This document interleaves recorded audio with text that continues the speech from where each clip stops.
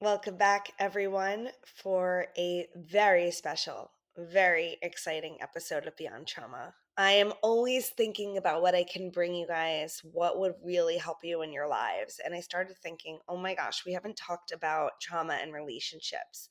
And it seems like everyone is struggling with a relationship. Maybe it's their romantic partner, husband, wife, um, and sometimes it's other relationships. And guys, these guys I have for you today, they are legends. Legends. They are known worldwide for creating imago therapy, which is a therapeutic process of relationship therapy. And they are taking their vision and spreading it to be about how we relate to each other, whether it's a romantic partner or not.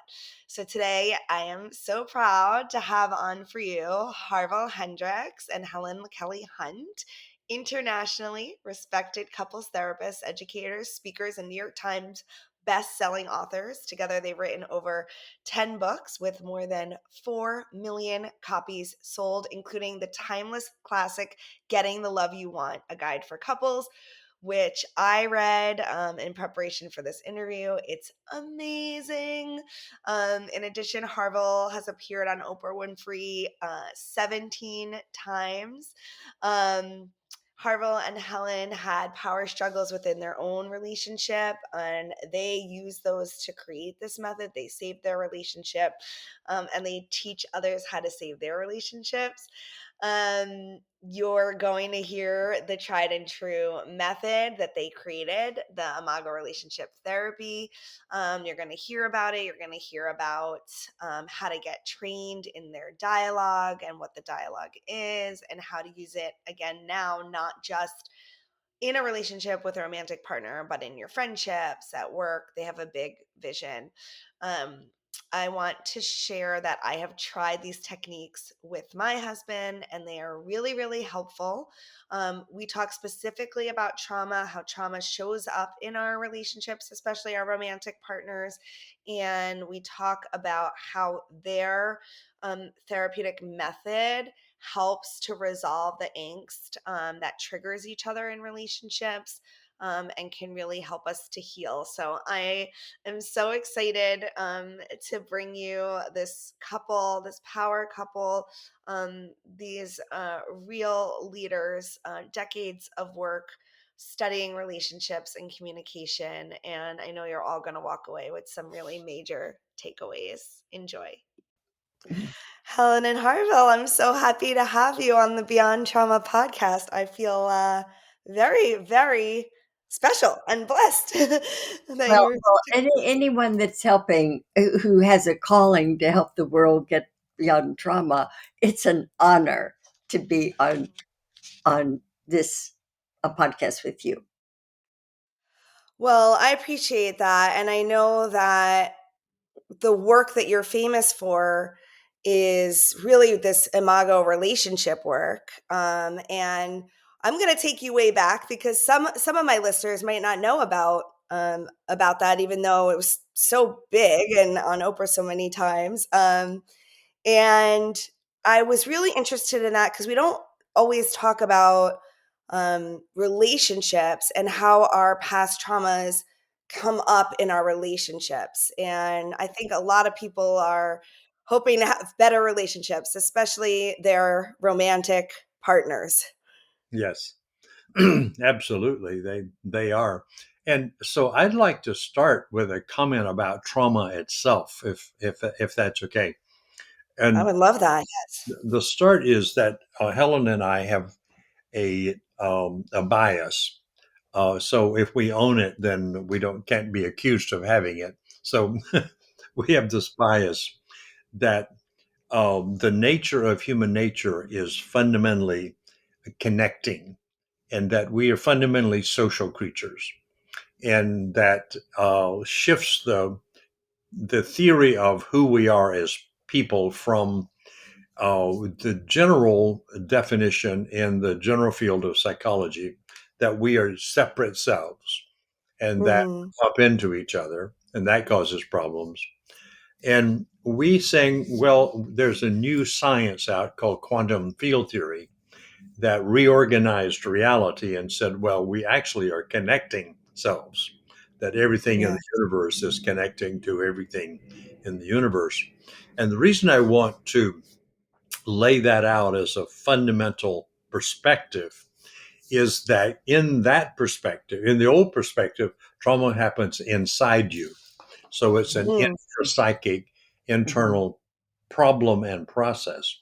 In this new perspective, of which we root imago, relationship therapy, trauma is a relational rupture. So Mhm. there's the space between us, and that space is can be coherent if positive energy goes into the space. But if negative energy goes into space, it becomes chaotic, and the degree and intensity of the negative energy. Now, that what happens is you have a memory. That memory was that, as Helen dramatized some a few minutes ago, I think before we started recording, of somebody really shouting or yelling.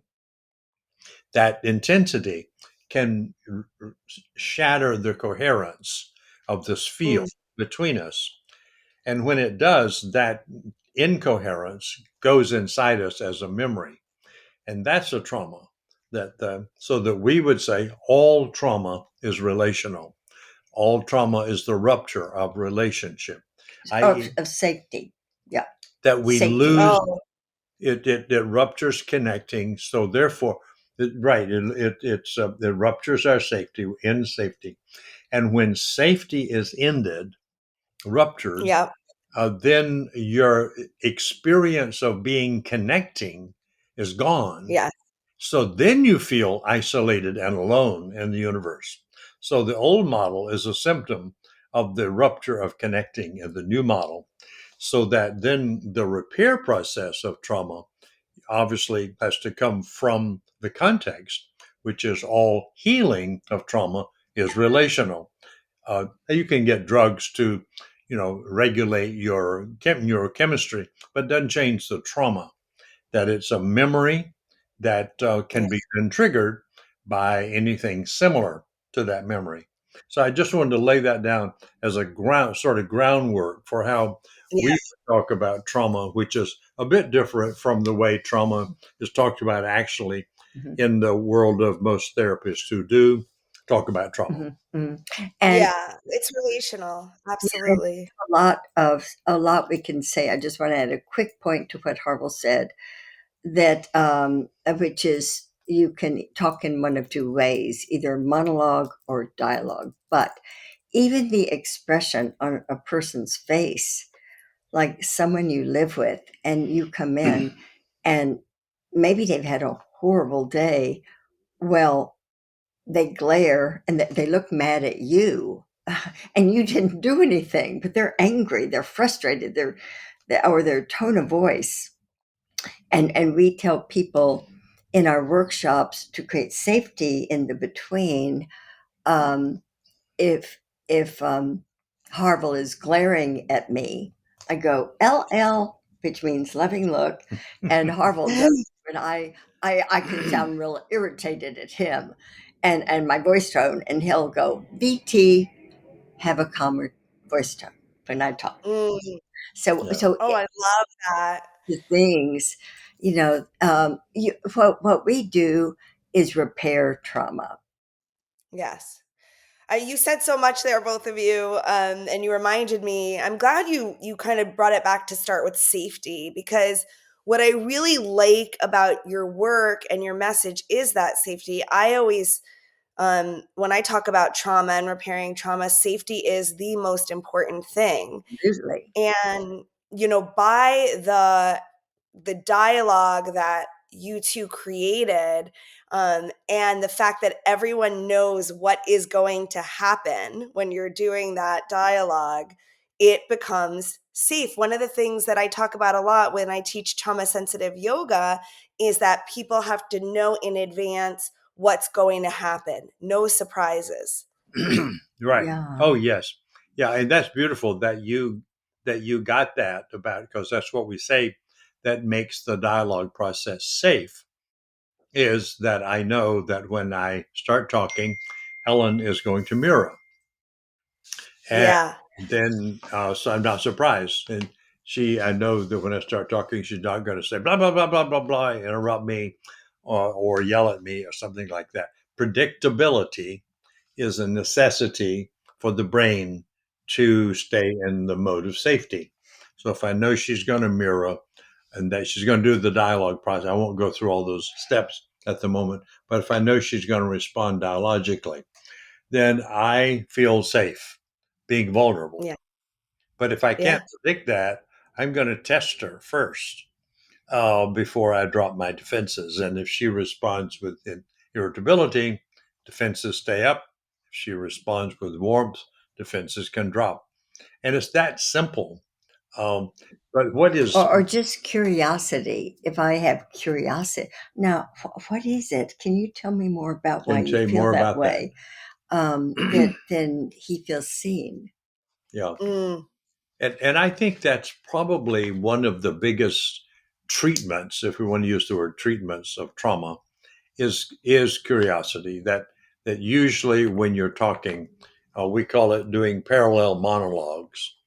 And so when somebody starts even says, well, if I'm getting what you're saying, if they do some mirroring, there's still the expectation over here is that, okay, when you finish mirroring, you're gonna then say what you think, and so it'll probably not what I just said out, or give an alternative point of view, or criticize my point of view.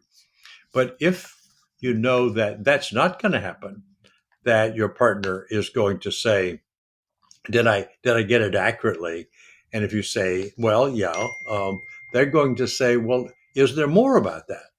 In other words, they're going to go to curiosity instead of competing with me for reality.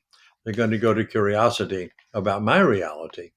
And this, I think, is one of the major trauma cures is that the Yeah. brain can predict. The curiosity is going to show up. And then I can be me and can disclose myself with safety. And it is in that disclosure in a safe environment that reenacting or talking about the trauma uh, makes it repairs it. At least that's Yeah. our view about that.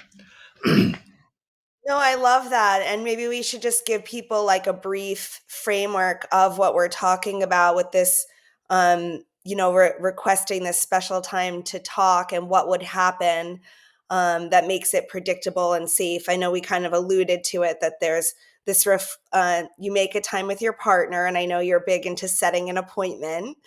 And I love that because one of the stories from your book was about I think you, Helen, like always wanting to talk at the end of the day, and I definitely do that to my husband. And and my husband, English is not his first language, so it's especially hard for him to communicate late at night when he's tired, and feels, that I'm asking something of him, and is, just he just cannot. So finding that the right time and getting permission, and then you would speak to your partner, and they're going to reflect back what they heard and make sure that they heard everything correctly, and the partner is able to say, well, you got that or you didn't.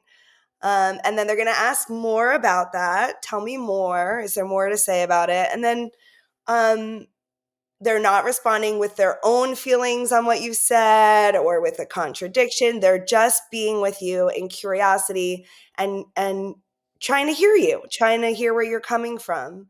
Um, what would be the next thing that they would do after they've asked you if there's more, if they're getting all of it? Yeah. Well, you continue mirroring the more until the person says, "Well, no, I think that's about all I'm in touch with. All that's coming up." Then the next step is, well, let me see if I've got all of that, which is a summary. Mhm, mhm. So then you started with X, Y, and Z, and you wound up with this. Did I get it all? Is that a good summary of what you said? And you try not to re-say back everything they said. you really try to summarize it in the big ball into a little ball, but it needs to be accurate. And then they say, well, yeah, that's a good summary. Then you want to say, well, you make sense. Mm, yeah. And you make sense is called validation. And then it doesn't mean I agree with you and I see the world the way you see it. It means I see the world the way you're seeing it, and I'm going to leave it alone. That it makes sense to you. Makes sense to you, and I'm going to leave it alone. I don't want to replace it with mine or criticize it or challenge it. I just get it. You see the world that way. And like in Wow. I just want to pause there because that's just hearing that, right?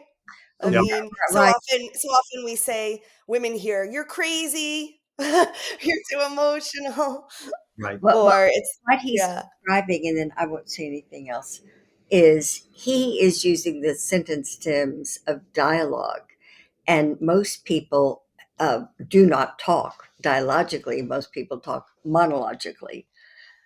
yeah, Um, Yeah. right, but it's the dialogue sentence stems that is a different way to talk that allow people to live together even if there are differences, yeah, I love and avoid trauma by not using monologue, but being curious about what the other person right. said.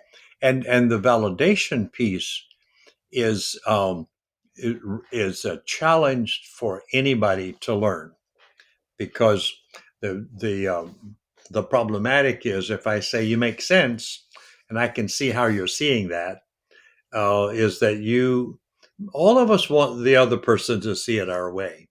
So so you might say, well, do you agree with me? And at that point you No, have to no, differentiate no.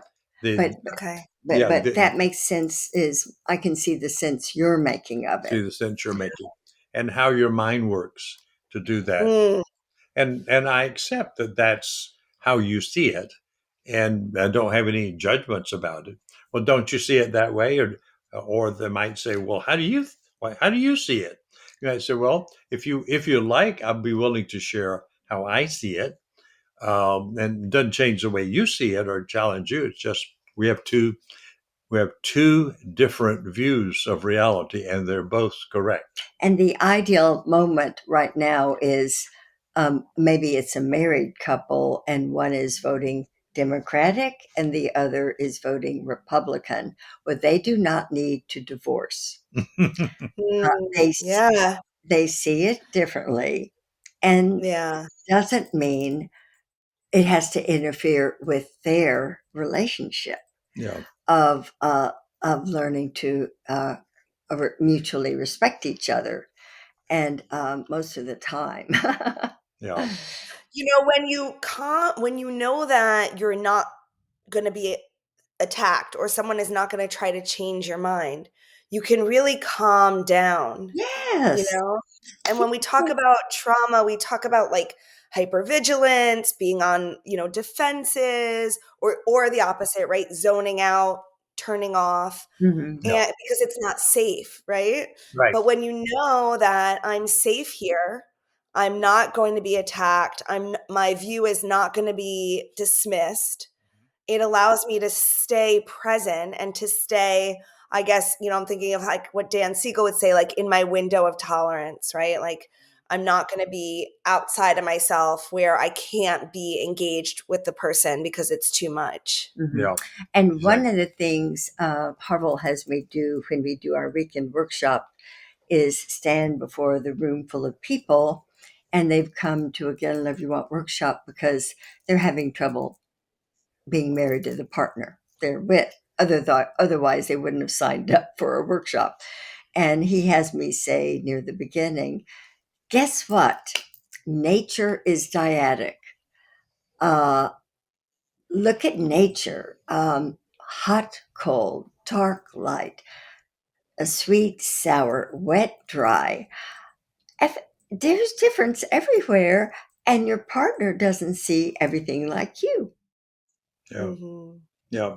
And in fact, that's the big news we have to say to couples is that your major problem is that you do not accept difference. Ah, And your major, and the major problem about that is there's nothing but difference in the universe. There's nothing anywhere that's the same. And I think that softens the message is that there isn't anything other than difference, and everybody has a problem with difference because we would like you to see things the way I see it, for all the yeah. reasons that I need that. But you can soften it by as and what Helen is saying, and is to just say that that's the nature of nature, and you got a piece of nature. You're married to a piece of nature, and that piece of nature will never be like you. Will never think like you. In fact, they can't because their brain has a set button that looks at the world through a different perspective. Now you can share it, and it can be similar, but it can never be identical, simply because um, simply because nature everything is unique. Everything is unique. Mm. Even all the leaves on a tree, all of them are similar, but they are not the same. Each one is unique, and so are you unique. And sorry, we can't. God doesn't know how to make a copy, so we can't get rid of that issue. And furthermore, isn't it true that we chose our partner because of those differences that they have? Yes, Mhm. we did. And maybe you can speak a little to that because I think that's very important to kind of to get that a lot of times we choose our partner because of past trauma that we want to heal within that relationship, and we have an opportunity within that relationship to heal that stuff. So, Yes, so would it's you like to talk about your upbringing? Is we call it a childhood issue, but or and then I can talk about my yeah. up But let childhood, me and do so the what you need to do to so repair for me, and what I needed to do to repair for for you. you. Yes, and but let me say something about the theory behind that, because then it will make this make sense. Is that okay to do that? The weird thing, to me, that I think the weirdest thing among the weirdest things that we've come up with that is the partner selection process, because you would think that everybody wants a compatible partner, and everybody does want a compatible partner. And consciously, everybody thinks they chose a compatible partner. But what hardly anybody knows is that we have an unconscious selecting process, that outside of our awareness, there's another dynamic going on, which has to do with childhood, triggered by childhood. Well, it has to do with survival. That's what trauma is all about anyway, is am I going to die or not, or be hurt or killed or whatever, and how badly. So this unconscious part of us, um, uh, has the job of of our survival. It has to monitor everything, so we can't be aware of it anyway. It's just too big. It's too big a feel. We're here. This unconscious is trying to monitor everything to keep us alive, so that we.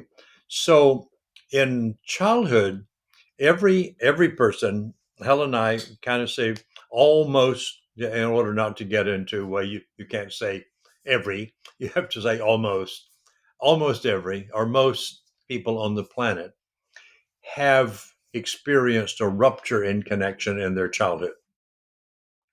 It may be serious, or really serious, or it may be mild, but there's been the rupture, and connection's been lost. And when that's lost, that triggers the survival directive. Like, okay, now the baby, when the caretaker is not available, the baby doesn't just say, well, mommy will be back in a few minutes. When the baby cries, the baby wonders, am I going to be abandoned? Is she going to come back? Baby doesn't think all this. It feels it. It's an intuition. So what happens is the baby makes a picture of the caretaker, but the picture happens to be of the caretaker with whom they experience the rupture connecting, because that's the one that becomes now important and connected. And it's not just a baby; it could be a young person, Well, or when they're growing up. it could happen that Starts very young, well the but picture, however, picture making starts at birth. yes, Yeah, yes. But what I'm saying, what my childhood wound was when I was a teenager, yeah, and your childhood wound was you were even older. yeah. So the wounding can come later, but the Mm, foundation for the wounding is all laid in childhood. And what happens in the selection process is we're attracted to this person, and we call that romantic love or romantic attraction. Hmm. And we think this person we're attracted to is um, like is compatible with us and have all the features that we want. What we don't know is that the unconscious mind picked an incompatible person to our mm, fantasy and picked somebody similar to the picture of the caretaker with whom I did not get my mate, with whom the trauma occurred. So then we come together, both of us are looking for the healing of the trauma, and both of us discover, hey, it's being redone. We're not getting that done. So the power struggle happens, and the power struggle is a re traumatizing process because it's like, mm. I thought you were kind, warm, and loving, and you're cold and rigid and logical. And, I need the other. So that's the foundational thing about it. And you want to talk about your rupture now in Well, that yeah, context? yeah. Basically, when I was a teenager, uh, my father was always at work, and he was married to someone, his wife, my mother, and his work was very successful. So we had a lot and he had a business, and so it was very very successful. And my mother had money, and so she did volunteer work around Dallas when she was never there. She wanted to make sure the money was given away in hospitals and all sorts of other places. And so when I would come home from school, and my family was wealthy enough. My father was H.L. Hunt. My family was wealthy enough to have servants who would drive us to school in the morning when we were small, or like in grade school or junior high, until we got, and then pick us up from school, and then finally I got my driver's license and I could drive me. But when I came home, no one ever said, "Helen, how was your day at school? Are you reading interesting any books? Do you have any friends?" And I felt unseen. And so, as an adult, what I've wanted Harville to do is, at the end of every day, it doesn't have to be at the end of every day, but what has healed my childhood wound is Harville makes me seen. Um, he makes me visible. He helps me feel seen. Hmm. And we do Um, that with three appreciations at the end of each day before we go to bed. yes. And that makes it deliberate. Of Hmm. course, I tried to do it all day long, Yeah, but but um, but no, just three times, three things I did today that made him happy, and then I do. And what Harville, his childhood wound was the opposite of mine. yeah, the well, I had there's sometimes I can't quite figure out what my wounding was because I had my parents died before I was 6. My father had one about my first year, and my mother at the beginning of my 6th year. So it looked like it's abandonment, and but I was taken in by my older sister, who was the oldest sister of my there were 11 children in my family, and she was the oldest. Mm. So when she died, um, my oldest sister, who was married and had two kids, took me in. Said, "Now, I'm going to take Harville." But she was um, controlling and always regulating, and you could never do anything right. Um, and then so that made me feel managed. Well, And then she would go, listen, if it weren't for me, you'd be in an orphanage. yeah, You need to do the dishes. You have to do this. You have to do this. yeah, And the family also worked on the fields, and it was a country area. And you need to be helping pick cotton outside and yeah, fruit. And yeah, that's so, yeah. And so one of the poignant memories I have is I early liked to read. yeah, this is the, And so I'd be reading on the front porch. I mean, I'd done the chores, the day was over. I'm reading White Fang. This is, the dogs that find their way across the country who got lost and find their way home, which was also interesting. That interested me as I got lost and trying to find my way home. And they would say, "Hey, stop reading and go do your chores." Well, I've already done my Mm. chores. Well, go find something else to do. Reading is a waste of time. So it was like that was claustrophobic, and that Yeah. it's really interesting that what they rejected in me is what I became was a scholar who and, reads.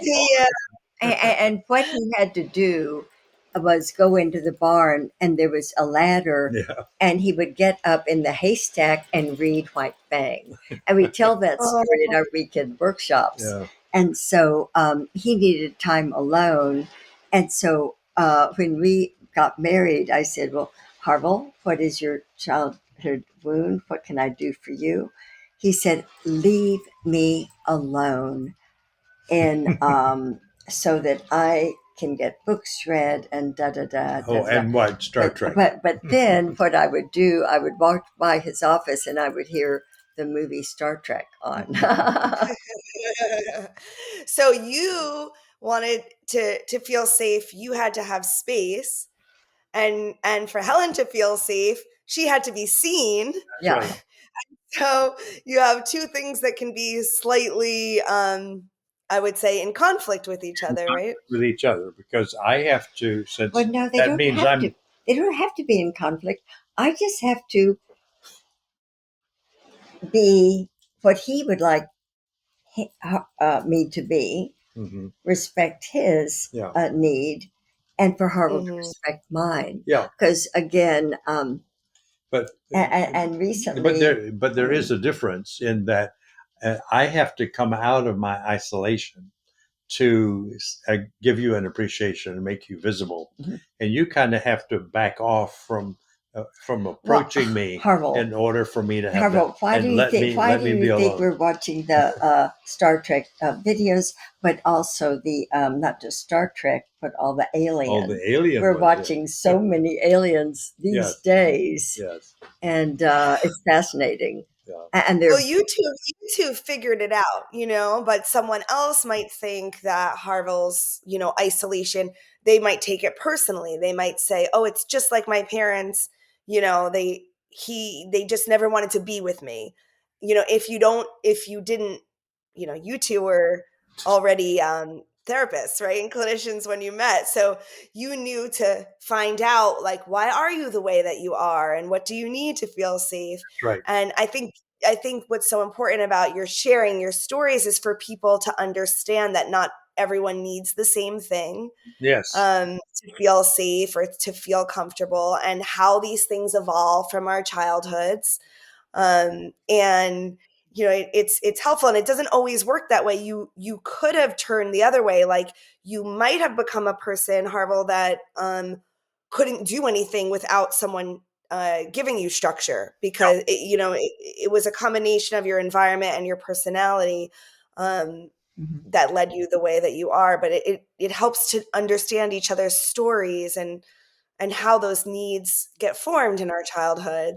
yeah, Mhm. Yes, and when people come to our Getting the Love You Want workshops, they have a manual and they have to circle, were you overmanaged or were you neglected as a child? Mhm. And then the goal of marriage is for two people to heal one another's childhood wounds.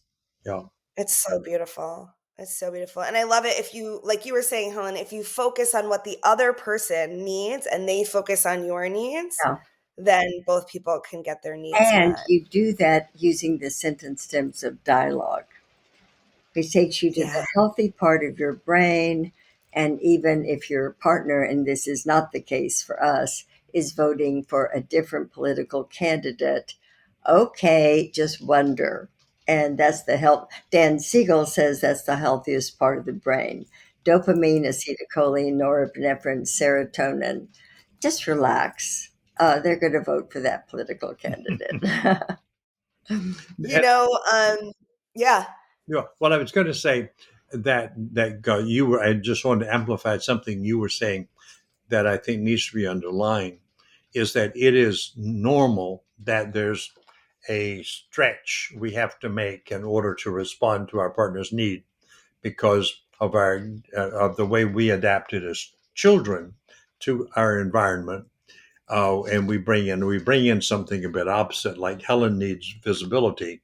Well, that's not my issue. My issue is invisibility. I want to not be seen and leave me alone so I can go do that. Mhm. So that I have to sort of stretch out, have to stretch into Helen's world to say, "Hi, Helen, I see you." And she has to kind of see me by saying, "I'm going to leave you alone." Her natural Mm. tendency would be to approach, mine is to avoid. And so I have to move toward approach, and she has to sort of, honor my boundaries. Um, And that you have to, and we call that the stretching principle. mhm, And we need couples to know this is normal, that Yeah. your partner's need is going to be among the difficult things for you to do. But if you stretch, you develop a capacity that you did not have before you met this person. mhm, And it's sort of nature's way of putting you with somebody who's going to help finish creating you. mhm, And mhm, I mhm. think I'm that's kind of clapping. So I just love that. I have a question for you because Okay. you've been asking us questions. What gave you the idea? I mean, this is a brilliant name for a podcast or whatever. Uh, Beyond trauma. Why did you call it that? Well, my focus is on the things that create trauma and what we can do to soften the impacts of trauma. I mean, that's just And you're just yeah. such a young, beautiful woman, and you're taking on like a monster. I mean, there's a monster in the world, like go to war. Oh, don't worry if you just bomb and Putin in Russia, just bomb the people. It didn't matter. And Gaza Strip and Israel, and here you are saying, folks, I'm going to start a show called Beyond Trauma. Bravo. Yeah, right. It starts here, in how we communicate with each other and in the, as you two are pointing out, just in our interpersonal relationships. And right there, by creating safety, by creating space for dialogue and to validate and see people and validate them. I mean, that just, again, what I'm just feeling as I'm saying that is how it really cuts off um, the the inclination to go into attack mode. And that's just so important. I think and when a marriage gets into that attack mode, it's so, it's so destructive. So creating spaces where people can feel like not on the defense is just so important. And I love what you've done with that. Actually, I really want you to speak to the no negativity part of that too. Oh, okay. 'Cause that's a big that's a maybe the we gotta hit that point on creating safety, and you gotta help us out with how we can get there to no negativity. Yeah. Well, let me tell you one way, and then Harville will do everything else. When you're angry and upset and frustrated with someone, um, which happens a lot, don't tell them you're angry, mad, frustrated. Make an appointment with them and say, could I have an appointment? I would like to request that when we were having a conversation about so and so, I wish you had done it this way instead of the way you did it. And give them an example of what you want, not what you don't want. Yeah. Mm. That's the fundamental axis is that and the theory of that is that every frustration or all negativity, which is and which is stating things that are not. I don't have this, don't have that, or something you've got that you don't want. You gave me this, and I don't want that. Uh, Embedded in that frustration, whether you're not getting something or getting something you don't want, is a wish, a specific wish, and Yeah. this wish has legs on it, and it's concrete. It's a behavior that you want. You may ask for it abstractly, like, I want you to be more kind.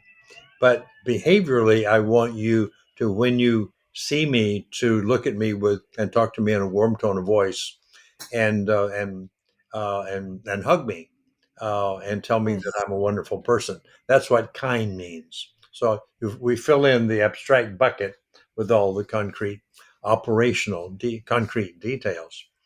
So what Helen is saying is every frustration has this wish in it, and most people Mm. just state the frustration. You didn't do this, you didn't do that, you did do that, instead of what I would like, which is what Helen said. What I would like is this.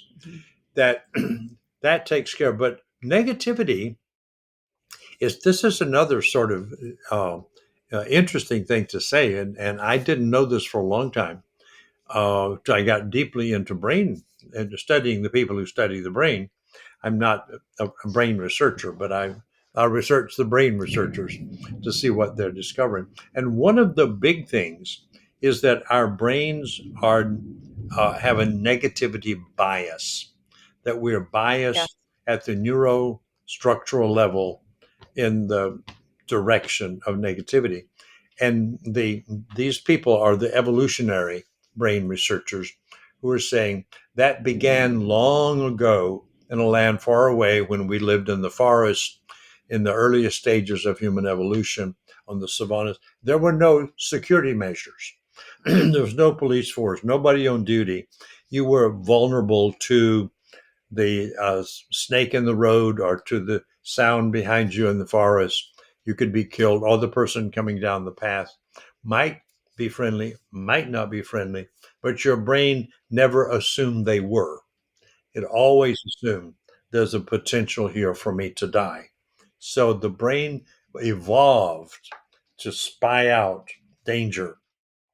So the negativity is the bias of the brain. Now, we do have security measures in place now, and we also have a lot of knowledge about how to make it safe for each other to live with another person. We've been talking about it for this whole show so far. So, what we have to do in order, and everybody has to work on reducing the preference by the brain for the negative interpretation, and the way we help people do that is and it's a simple but challenging thing, is that when something is coming at you that looks negative, is that you mirror it back instead of deflecting it. So let me see if I'm getting what you're saying, or if I got it, you really don't like that. Am I getting that? So the mirror Mm. becomes your regulation of that, so that you can prevent the yourself from countering with your own judgments, to go into that, and then to go to curiosity, and Helen's mentioned. And so tell me what's happening for you. If I'm getting, the first thing is mirror, am I getting this? The second is help me know what's happening for you. We go to curiosity. that regulates the negativity with those two things. But now your brain, you have to train your brain to do that because it's not Yeah. trained to do that. But you can, and it takes probably a year or two to make that really work automatically. But you can actually train the uh, the negativity bias enough that you can regulate your relationships without put downs. But your brain is not going to let negativity bias go away because the brain has one job and it can't give that job up. I got to keep you Yeah. alive. Therefore, I have to assume that danger is all around.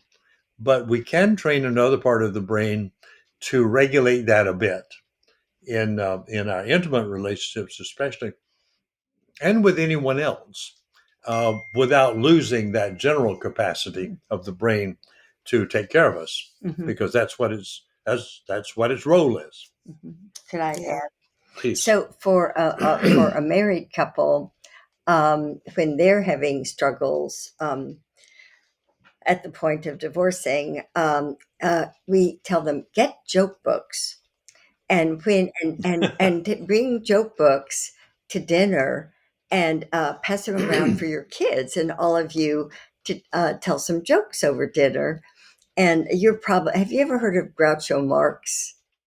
Oh yeah. Okay. Yeah. Well, there was a time that Harville and I wanted to have a more fun relationship, just as us, not just with our kids. And there were Groucho. So I got two pairs of Groucho Marx glasses, plastic here, and you put it behind your ears. But on top of the plastic was dark eyebrows and a rubber nose and a mustache. So we both put on Groucho Marx glasses Mhm. at dinner. I mean, Mhm. no, in going to bed, Mhm. and we would share And the, something funny with each other. So yeah. Oh that my gosh. you can't laugh and feel anxious at the same time, and you just Yeah. went to sleep feeling And when good. you have this memory with this person of this fun, then your brain associates Helen with safety because we're having Yeah. fun. And you want to build those memories, have as many of those Yeah. memories as possible, so that when something does break down, your brain doesn't go to that's it. Your brain says, "Oh, this was a breakdown. We had like a flat tire, but the car is still okay. We just have to fix the tire." That's And that's where that's right. that's a highly functional and thriving relationship. Is where you are going to have breaks, but it's how quickly you fix them that determines the quality of the thriving in the relationship. Yeah. That moment of repair is so important, um and creating those fun light memories.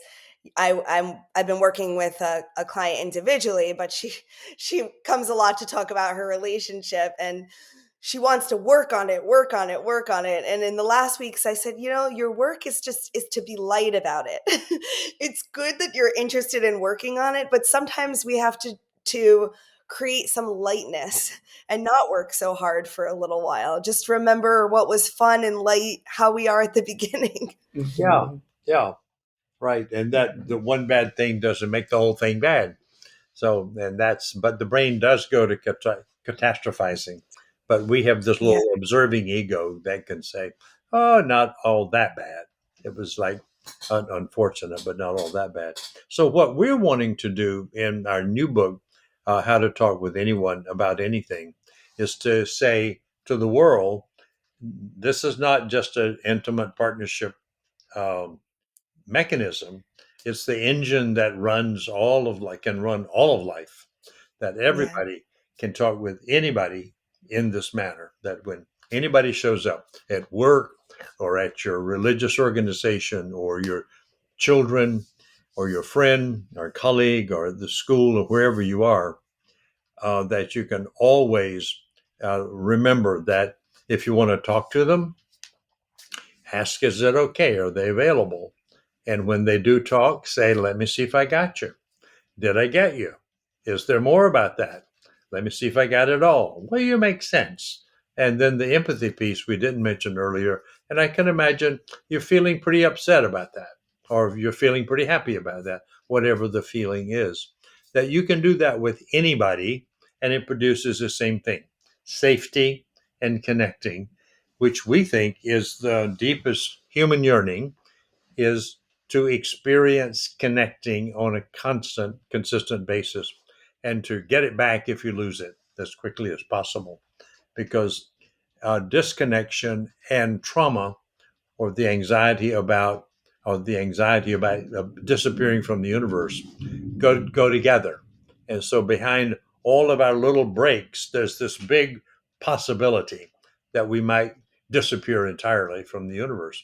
So we want to keep it That's right. safe, so that that fundamental object of anxiety doesn't show up in our consciousness. It is so right. We have to get back to being able to talk to each other. Yes. We have to be able to talk to people who are different from us. And yes, we're all different, but we need to expand our world to speak to people that are not just the closest to to the way we see the world. And you're right that there's something that happens when someone challenges how we see the world, that says to our biology, you are going to not exist anymore. We really take it, and that's why we're responding like someone is about to kill us. Right. Yes. Like we're all right. We're trying to kill, and we'll kill them to not die. So, which Right, we exactly. call war.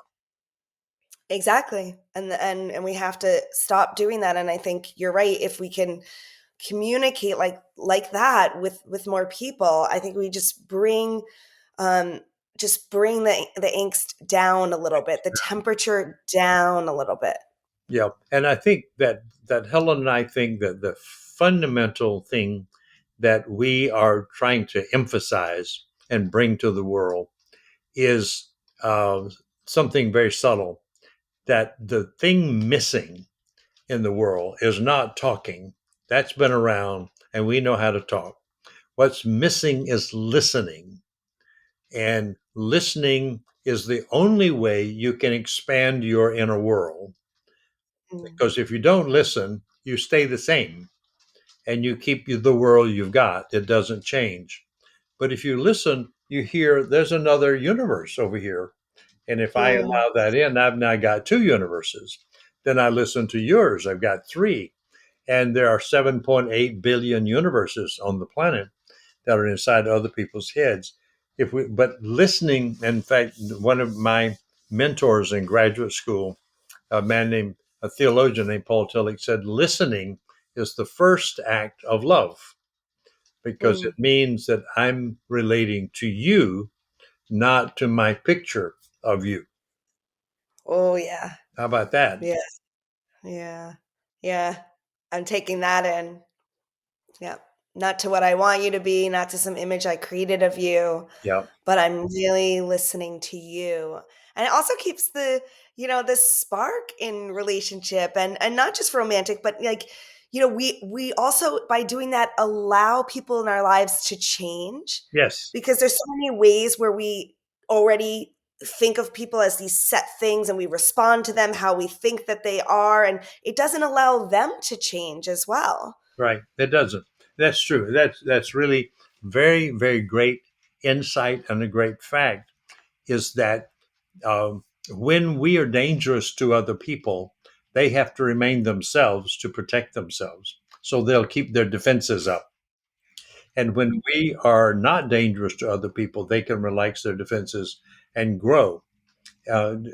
throughout their own potential. So it's to listen without judgment is is a great achievement. I think it's one of the highest achievements human beings can do, is to listen Yeah. and get difference, radical difference from your inner world, and not judge it, Mhm. but really get it, and then accept that's the way you see it, and I Mhm. can see how that works for you, Mhm. and And and this then leave it woman alone. is so smart to You think she's smart? very, very, She's very, very brilliant. smart. Yes, Yeah, because she studied Dan Siegel, and yeah. so Well, you and And know. I studied you too. But I studied the two of you. but he said the healthiest part of the brain, the dorsolateral prefrontal cortex, releases dopamine, acetylcholine, norepinephrine once you wonder Yeah. about Yeah. who they are. Yeah. And say, Yeah. is there more about that? And they get to wonder about themselves, which is really, really cool and interesting. And reflecting people's words and thoughts back to them also gives them a chance to reframe that, to be like, wow, did I say that? Do I mean that? Do I think Well said. Right. Yeah. Said. so? There's just so much to this, right? This is beautiful work that you've brought to the world. I love how you've gone from getting the love you want, very relational and romantic partner based, to now your vision of healing relationships and helping us to connect with each other, all of our relationships outside of just romantic partners.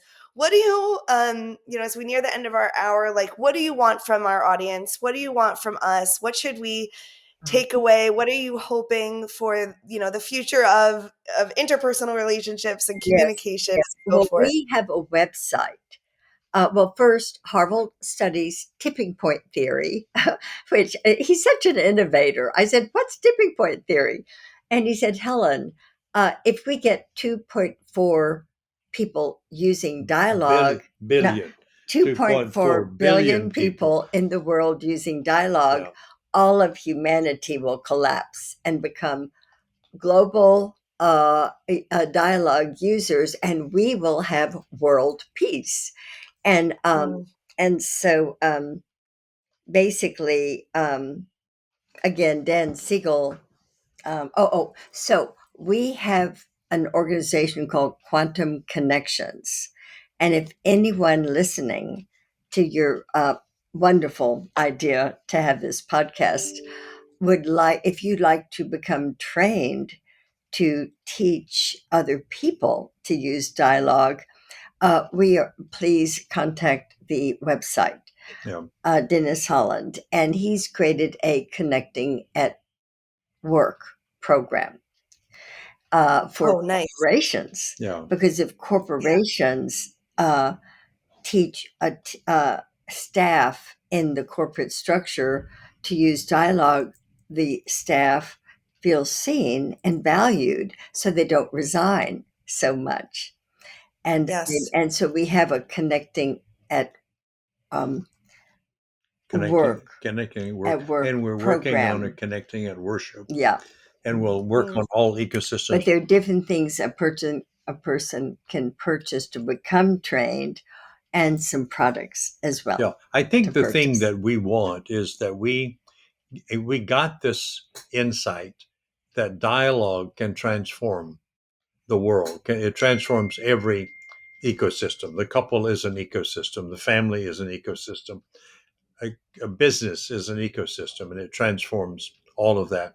That that the whole world needs to move toward dialogue, and we actually believe it is. That there's a slow movement away from what we call the vertical organization of all institutions, from top down organization, to a more lateral, where there's more inclusion and celebration and acceptance of difference.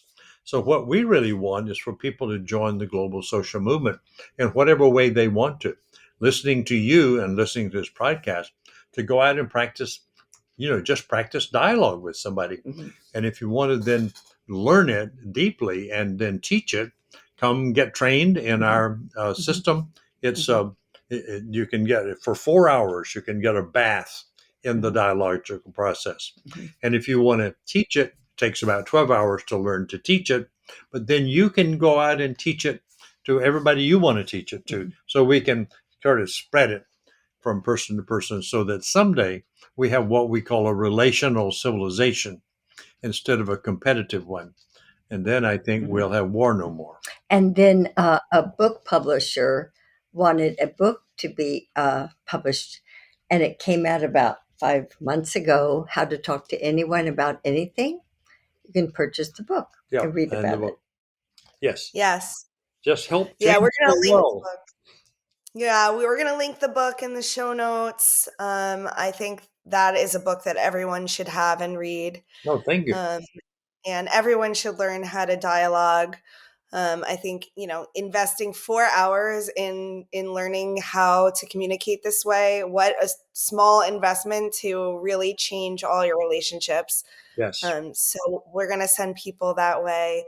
Thank you for bringing just such a beautiful vision, a vision of the world, how it could be, by safer relationships, one person at a time. I just love that vision. And I think if we can collectively get on that vision together, there's a lot of healing that we could do. So Oh, thank you both. yes, yes, true healing, true. And to motivate everybody, we are all called to do it. Mhm. We are called to create the world we want to live in, We're to make called our to be in contribution to it. relationship. Yeah. We're called to be in relationship. We have an instinct.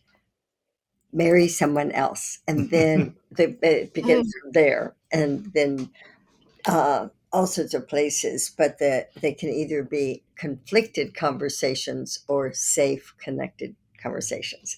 Thank you for making us visible. Yes. Thank you. Thank Thank you you for both your so work, much. your Yes. contribution.